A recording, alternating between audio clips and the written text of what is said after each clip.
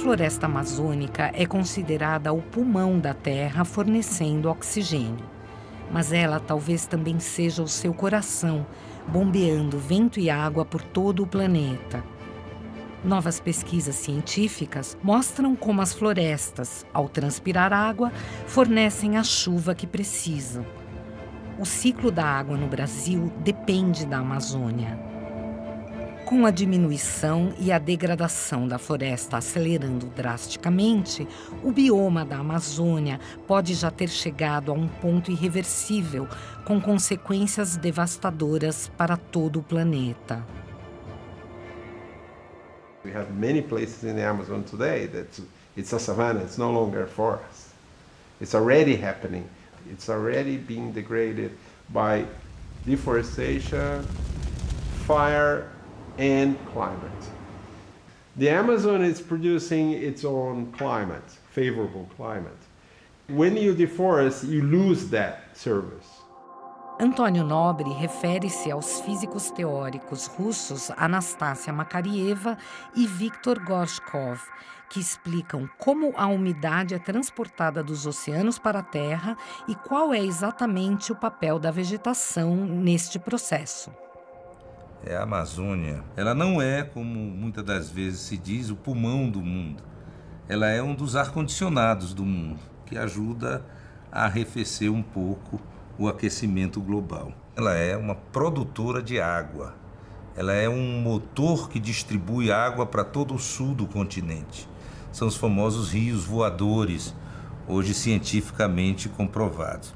Daí a importância que a Amazônia tem para o Brasil e para o mundo. A evaporação e a transpiração sobre a floresta são mais fortes que sobre o mar. A floresta amazônica atua como uma bomba atmosférica, sugando a umidade oceânica que se condensa em enormes volumes de vapor chamados rios voadores.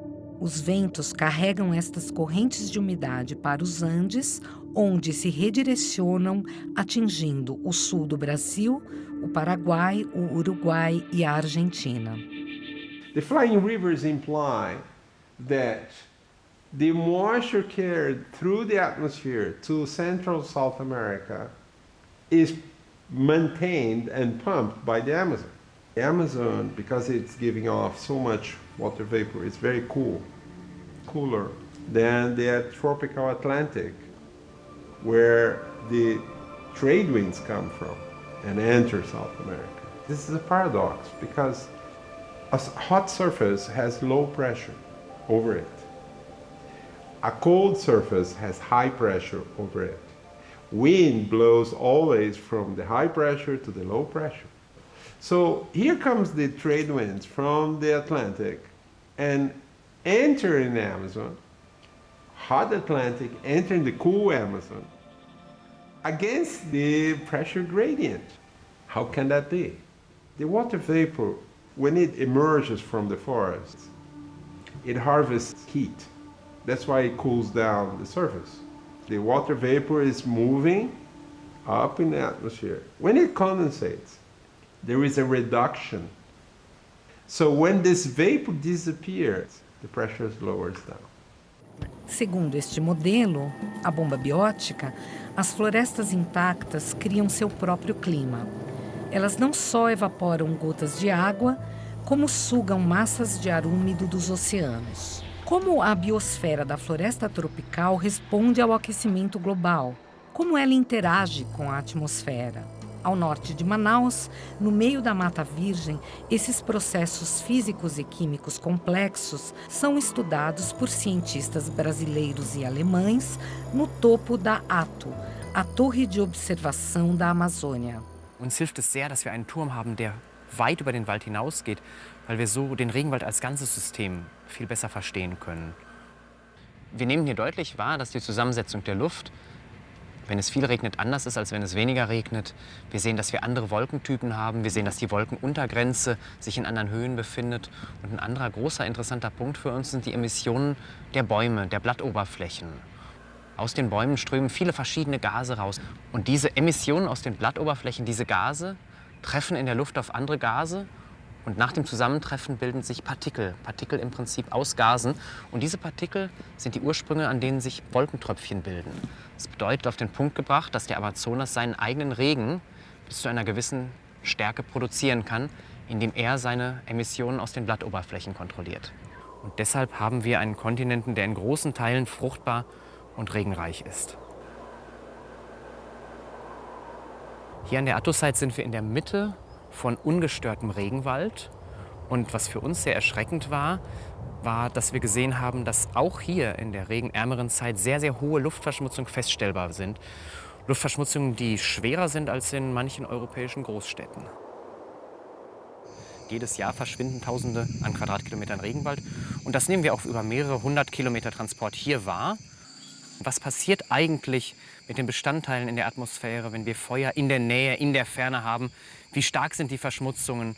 Wie gefährlich können dann auch die Verschmutzungen von Belastungen, beispielsweise durch Ozon, für den Wald hier sein, der erstmal direkt gar nicht in Brand gesetzt wird? Das bedeutet also, wenn in vielen 100 Kilometern Entfernung Wald abgeholzt wird, dann können wir hier Verschmutzungen feststellen, die bei Pflanzen Schäden hervorrufen können.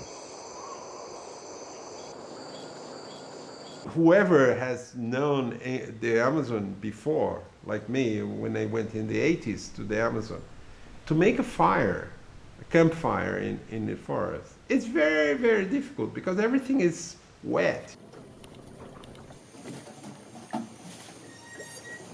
We used to say that Amazon had two seasons, the wet season and the wetter season. That was the situation, no longer. Now the forest dries considerably during the dry season.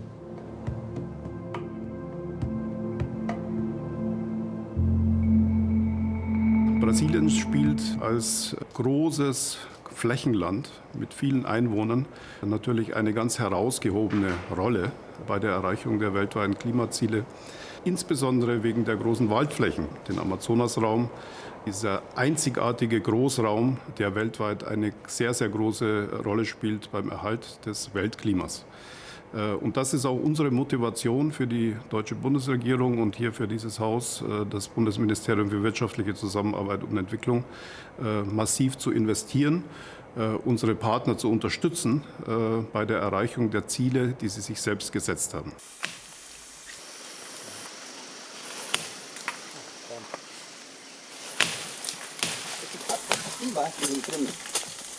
Quando a gente termina, se eu cortar aqui embaixo rápido, tem que cortar aqui em cima ligeiro, porque se eu demorar aqui, quando eu terminar de cortar aqui, a água já sumiu.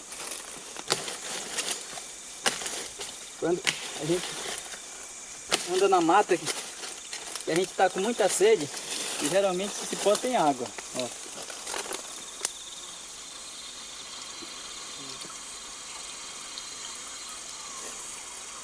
Essa água é muito boa.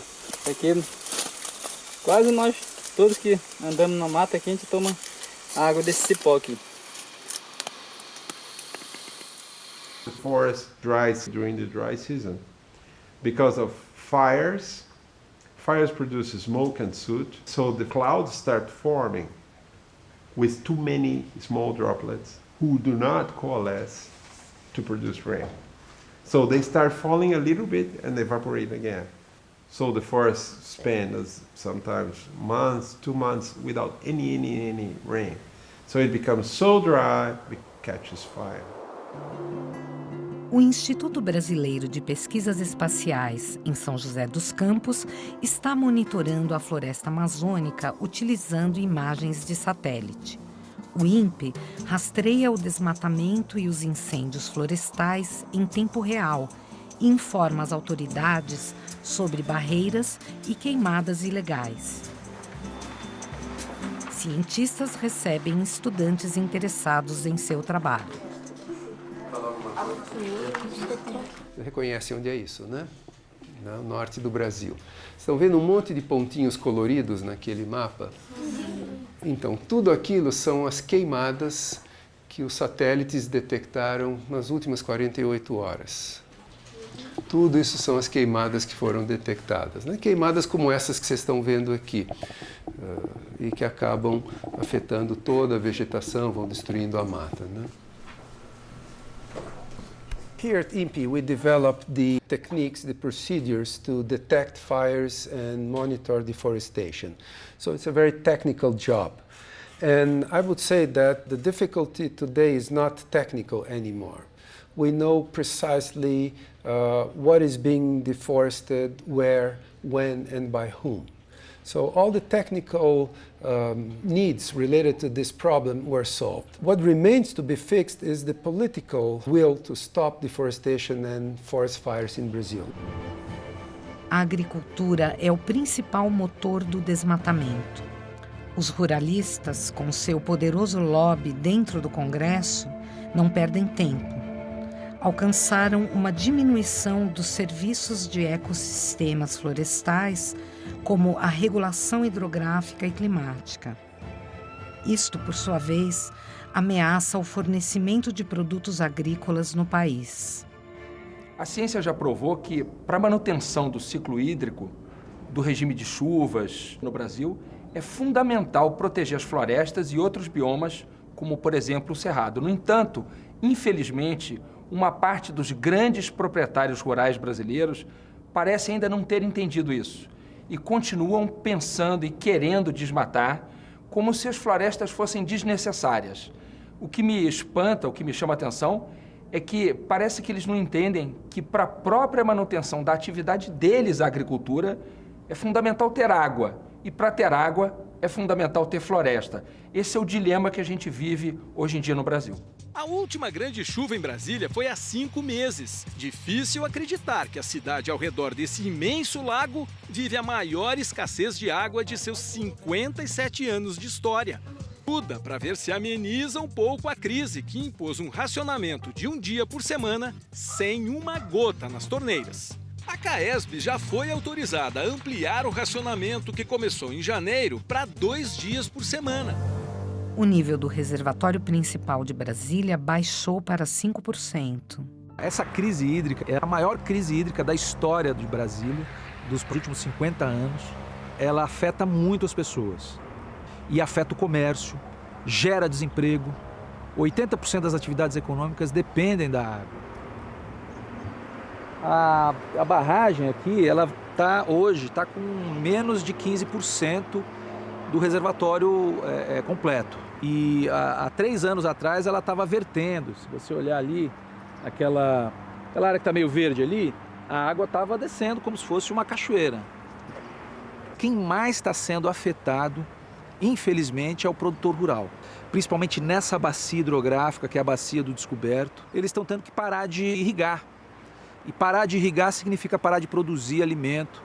Parar de produzir alimento também significa desemprego, também significa, inclusive, aumento no preço dos alimentos. Aquela marca lá, onde o concreto começa a aparecer, ali é onde verte. Olha, a gente, nesses últimos 3 anos aqui no DF, nós enfrentamos uma seca muito grande. O índice pluviométrico caiu bastante. Além disso, a gente tem o uso e ocupação do solo aqui no Planalto Central, especialmente no Distrito Federal, tem causado um impacto muito grande nas nossas nascentes. E isso tudo contribui para que a afluência no reservatório esteja ficando cada vez menor. Dieser Druck auf die Waldflächen in Brasilien hängt leider Gottes auch sehr stark mit unserem eigenen Konsum zusammen. Es findet immer noch Entwaldung statt, um Rindfleisch zu produzieren, sowohl für den heimischen Markt in Brasilien, aber auch für den Export nach Deutschland, nach Europa. Ein Großteil der Futtermittelindustrie in Europa basiert auf der Produktion von Soja in Brasilien. Auch wir müssen umdenken, hinzukommen zu einer ökologischeren Landwirtschaft. A Amazônia, ela já perdeu cerca de 19% da sua formação original. Nós podemos observar nesse mapa que essas áreas em vermelho, bem na borda da Amazônia, são as áreas que já foram desmatadas. E essa parte, bem na borda, forma o que a gente chama de arco do desmatamento. Então, esse arco ele tende a aumentar e fazer pressão para as áreas que ainda têm floresta. As imagens satélites mostram quão rápido a floresta mudou nos últimos 30 anos em torno do território dos povos indígenas do Xingu. A gente tem aqui o Parque do Xingu, que é uma área protegida bem grande, no estado do Mato Grosso, e aonde tem o Parque do Xingu tem floresta, e fora a área já sofreu um grande desmatamento. Algo muito comum que a gente observa na Amazônia é o chamado desmatamento no formato de espinha de peixe. Então esse desmatamento ele vai avançando para os lados em pedacinhos e a gente tem algo parecido com espinha de peixe, até sair de uma espinha de peixe e virar algo totalmente vermelho, como a gente vê aqui, por exemplo. Então podemos observar ano a ano o crescimento, a expansão da cidade do outro lado de Manaus. A ponte foi construída através do Rio Negro em seu ponto mais estreito, ligando as cidades de Manaus e Iranduba. Após a inauguração, em 2011, começaram intensas atividades de construção. A ponte foi iniciada como parte do Programa de Aceleração de Crescimento, um programa de desenvolvimento econômico. Tem uma estrada aqui que liga Manaus a Porto Velho, que é a BR-319, que ela não foi asfaltada ainda, mas existem planos para asfaltá-la e uma vez que isso aconteça, a gente corre o risco de ter o mesmo resultado do que a BR-163. Por que ainda ocorre desmatamento? Na Amazônia, hoje existem e moram 25 milhões de pessoas. Como nós vamos garantir a melhoria da qualidade de vida dessas pessoas, já que elas não podem usar 80% da sua propriedade? Eu tenho uma resposta: valorizar os serviços florestais. Pagamentos por serviços ambientais foi uma ideia do secretário de Meio Ambiente do município de Extrema. A região faz parte do sistema Cantareira, fornecendo 50% do abastecimento total de água para a Grande São Paulo, com seus 20 milhões de pessoas. Esse trabalho de Extrema iniciou em 1995, há 22 anos atrás, quando a gente começou a fazer algumas intervenções em propriedades, buscando propriedades rurais para fazer o que a gente está propondo agora mesmo, né? Recuperar nascentes, recompor a floresta nas beiras dos rios, plantar os topos de morro. Só que a gente tinha muita dificuldade de convencimento dos agricultores. Então nós entendemos naquela época que um fator econômico, um incentivo econômico para os agricultores seria um fator que a gente ajudaria na mobilização e no convencimento desses agricultores para poder adequar ambientalmente as suas propriedades rurais.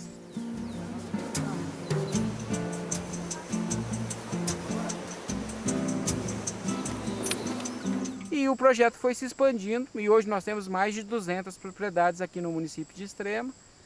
O projeto foi ganhando prêmios, né? Nós ganhamos visibilidade em diversos órgãos de imprensa no Brasil e fora do Brasil também.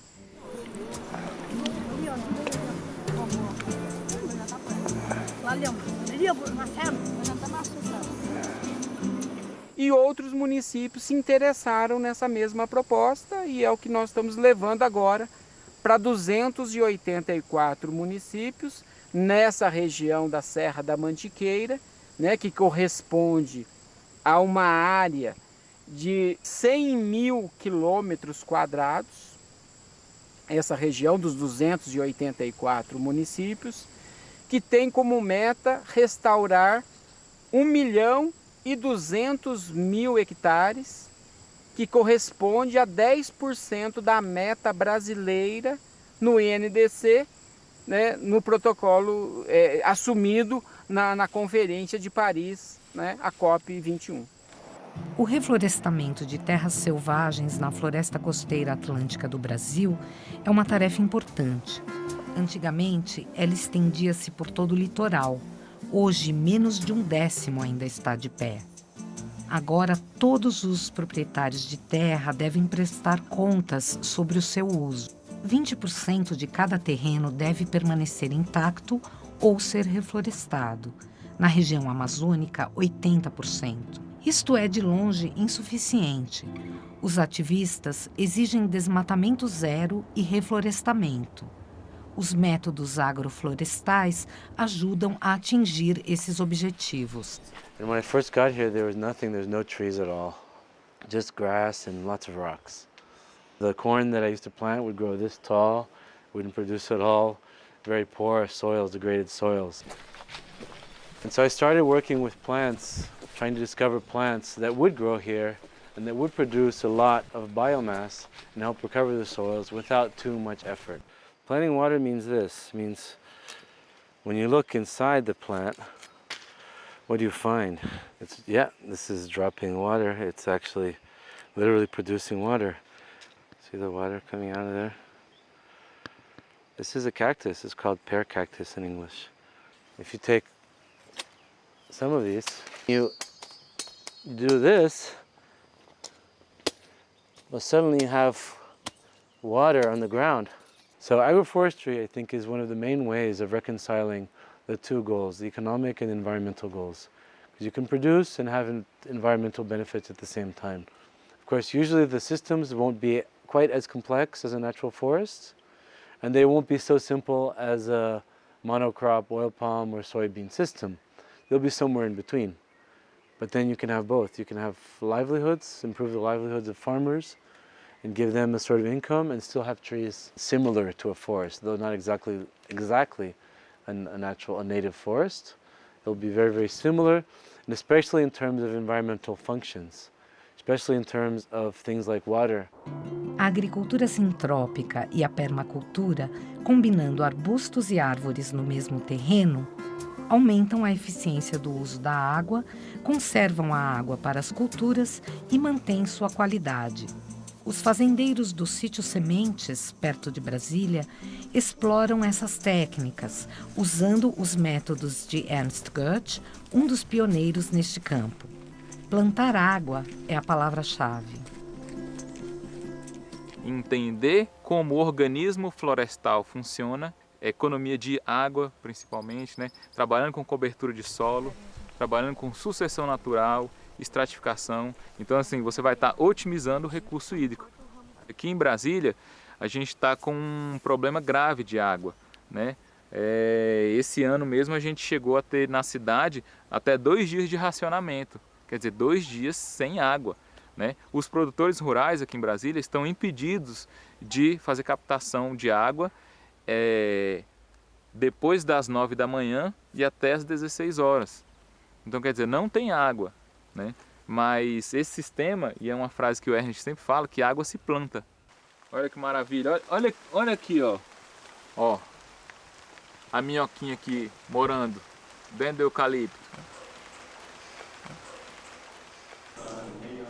Our center is a center that works with natural disasters. We have to see what's going on with the climatic situation. In Brazil, the natural disasters are related to water, particularly intense rainfall, which consequences like landslides, flash floods, or drought situations. So far, at this exact moment, we don't have a flying river, a Rio Voador. Why? Because to have a Rio Voador, you may have this rainy season, the rainy part in here. We don't have this strong moisture. We don't have a situation in terms of Rio Voador. But when we have the strong winds from the Rio Voadores, this moisture, this rainfall moves over there, over here. And the volume of that is almost similar to the volume of the Amazon River. We're still discovering. And the problem we have now is that there is no more time. The scientific enterprise will take many years till this is fully demonstrated, etc. And it will be too late because the Amazon will be gone. What we have now is that we have a very good theoretical reason to believe that the Amazon has an incredible importance in terms of cooling the planet vertically through the evaporation and condensation, and latitudinally because it affects the circulation on the oceans. And not only the Atlantic, there is a powerful effect on the Pacific as well. And in so doing, it keeps Earth cool.